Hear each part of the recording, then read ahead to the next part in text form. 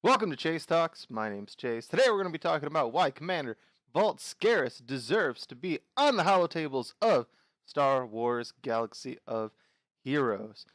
Now, Commander Vult Skerris is one of the greatest Imperial pilots that we have currently in canon. Not only was he a great TIE fighter pilot, TIE interceptor pilot, but he was also the first canon pilot of a TIE defender. Now you can immediately see that this is a perfect opening to add the TIE defender into the game. But why should Commander Vult Skerris be the person that is piloting this TIE defender? And why don't they just add generic TIE defender pilot, like how they have generic TIE pilot, generic resistance pilot, generic rebel pilot, and generic generic first order TIE pilots, first order TIE pilot SF and first order TIE pilot. Now with all these generic pilots in the game, why shouldn't they just say TIE defender pilot, call it a day, and add the TIE defender into the game? Well, let me break down Commander Skerris as a character, and then maybe, did I say Skerif? I meant Skerris, as a character, and hopefully you can see just how amazing this character truly was. Now, when we first meet Commander Skerris, he is actually known as Captain Skerris, and he is actually the leader of the Sky Strike Academy, which is where Sabine is sent to infiltrate as a cadet. With Skerris' first appearance during this episode is actually when Wedge Antilles, as a cadet, and Sabine Wren are both flying side by side in a TIE pilot training exercise. They are piloting two different TIE fighters, and they are running a simulator where they are trying to blow up rebel ships. Now, they successfully blow up all the rebel ships until Captain Skerris appears piloting the Ghost, which was the hero ship of Star Wars Rebels, and completely wipes the floor with both Wedge Antilles and Sabine Wren, knocking both of them out in one shot. Now, if you know anything about Wedge Antilles, you know that he is one of three pilots to survive, not including Han Solo and the Millennium Falcon, of course, to survive the trench run, the other two being Nora Wexley and Luke Skywalker, which is no small feat for Wedge Antilles. He's an amazing, truly amazing pilot, and we see that not only throughout the Star Wars Rebels TV show and Legends, but we also see that throughout the rest of the mythos in general. Now, Commander Skerris was able to take out this guy, Wedge Antilles, and Sabine Wren, who is no slouch herself, in just two shots. Bam, bam, bam, bam, they're both gone. On top of that, we fast forward to the next time we see Captain Skerris. At this point, he has been promoted to Commander Skerris. He was handpicked by Thrawn to be the leader of the TIE Defender prototype.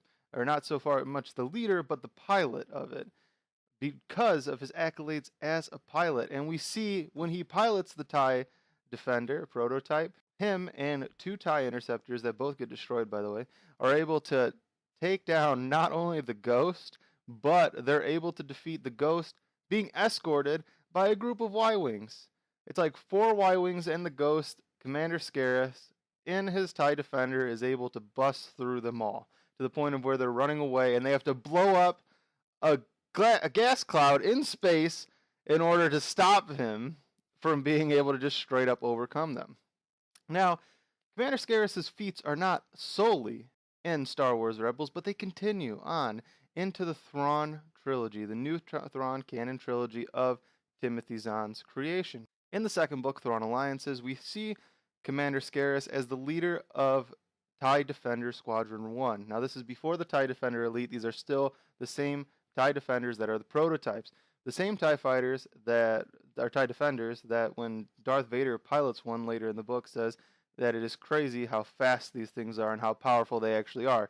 And Commander Skerris is so adept at piloting this that he is taking on frigate-sized ships. So this is like a CR-90, a Nebulon B, things of that size, and he is destroying all of the cannons on the ship without even taking fire. He's just flying around the ship, circling around it, destroying all the cannons and disabling these ships so that the First Legion, which is what Vader's fist is called in canon, is able to infiltrate a Grisk warship. He flies around the ship, destroys all the cannons, and lets them easily take it out. And now he doesn't do this just once, he does this several times across the course of the battle, wiping out tons of enemy forces, just proving how skilled of a pilot he truly is. Now, Darth Vader in canon does make some edits to the TIE Defender. He gives some pointers to Thrawn about how you can make the TIE Defender better, which is what leads to the TIE Defender Elite. But not only Darth Vader contributed to making the TIE Defender more powerful, Commander Skerris also contributed to making the TIE Defender more powerful. And in the TIE Defender Elite, the only way that Commander Skerris is eventually beaten, because he's eventually beaten by Hera, is when he dogfights her while she's piloting an X-Wing, and a Star Destroyer has to shoot him to disable his shields in order to have Hera be able to perform a sneak attack and blow his ship up. The only way he loses is because he got shot by a Star Destroyer. Otherwise, he would have probably killed Hera as well. Or if he would have just done what Thrawn said and backed off, he probably would have won that fight. So, through Commander Skerris' feats, Commander Vult Skerris' feats, I'm sure you can see alone on why he is in fact such a great pilot, and he deserves to be on the holotables like so many other characters are.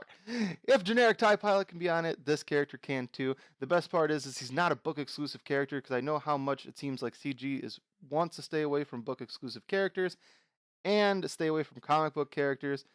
Despite the fact that in this series we are going to go over book exclusive characters and comic book exclusive characters that I think should be added to the game, mostly focusing on canon, since that's the direction of the future of Star Wars for the most part. And I think that Commander Skerris is going to be a perfect part. The TIE Defender is a fan-loved ship. This thing is awesome. It looks great. It's shielded, hyperdrive, so much firepower. The TIE Defender, should be like how the Millennium Falcon evolved the meta to make the Rebel ship so viable. The TIE Defender should be able to get plugged into an Empire fleet and do the same thing for the Empire. It should bring the Empire to a new level, and being partnered with Palpatine's shuttle being added to the game. I don't know why I said shovel. Shuttle being added to the game, and Vader's TIE Advanced being so powerful, and the TIE Fighter being good as well, and with a Thrawn capital ship, and even the Executrix, TIE Defender is just the missing piece to that squadron to make that squadron from good to great. Well, that's going to be it for this episode. Thanks for watching. Let me know what you guys think down below, and if you'd like to see more episodes just like this, make sure to like this video and subscribe so you never miss another episode of Chase Talks. Until next time, this is Chase, signing off.